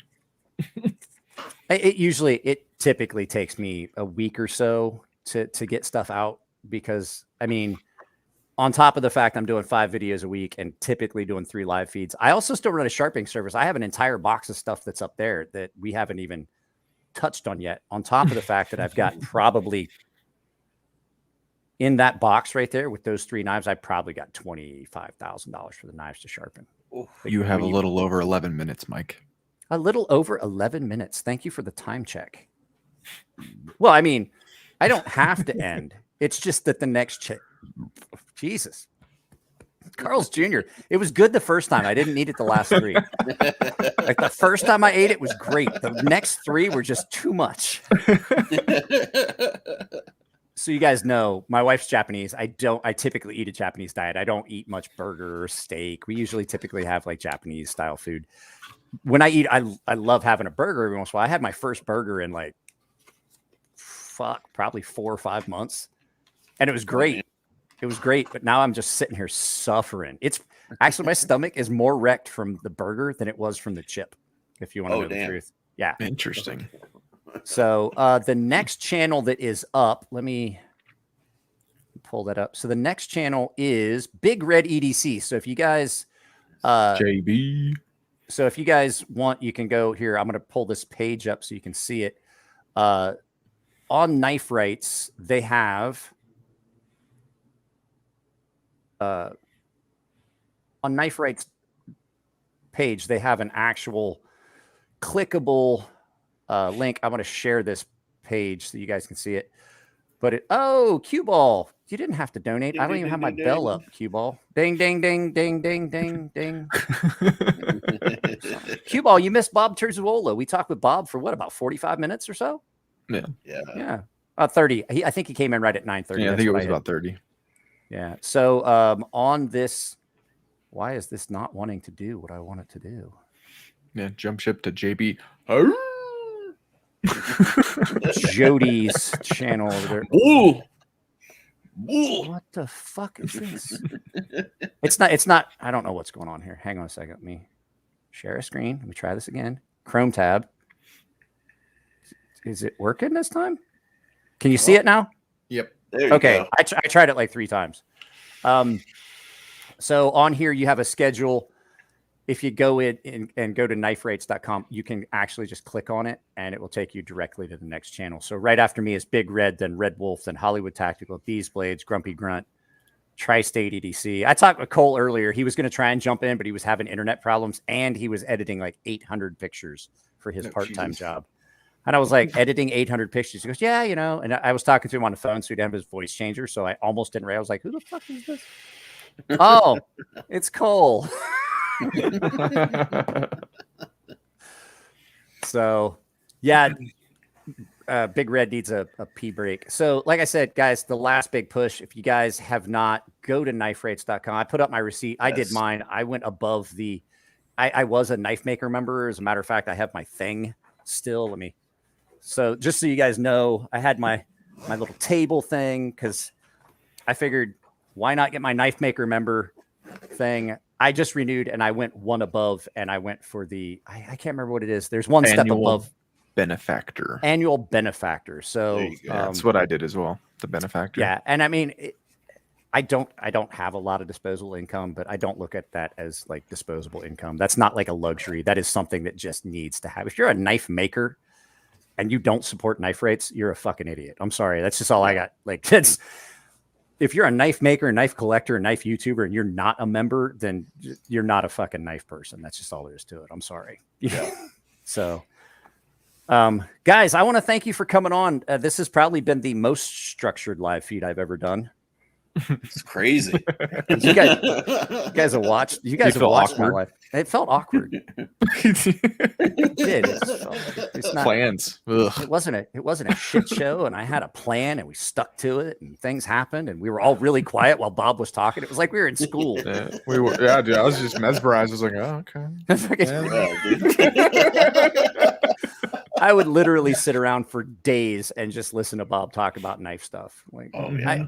My favorite thing that Bob ever told me, I was like, because I was talking to him and he was like, he was making his own rose gold screws. Yeah. And I'm like 18 karat gold, rose gold screws. And I was like, well, Bob, how do you aren't you afraid you're going to strip the screws? And Bob just looked at me and he goes, I don't strip screws. And that's all he said. I was like, okay. I mean, like, how do you argue with that? He's like, I don't strip screws. I'm like, but what if? And he was like, he just turned and looked at me like, what? Did you not listen the first time? I just don't fucking do it. Like, basically, that's what happened. Like, so as people are like trickling out, seriously, go check out Jody's channel. Subscribe to Eggs and Ham. Buy Sharif's knife, and you got to tell them that they just got to keep this going. Now, correct me if I'm wrong. Yes. You're working on trying to get more versions of this, correct? Different types. Oh yes. Okay. I don't want to let the cat out of the bag, or as Bob said, it's all over my Instagram. I designed a mini version, one with more of a Japanese tanto style tip, and then a mini version with the Japanese style tanto tip. I'm not gonna lie. I don't like the American tantos so much, which is weird that I love this knife so much. Yeah. But having been in Japan for like 13 years, taken martial arts since I was 4, and then taking Japanese martial arts, especially the edge. I took Japanese sword cutting, the Japanese sword arts for like 7 of the 13 years I was there.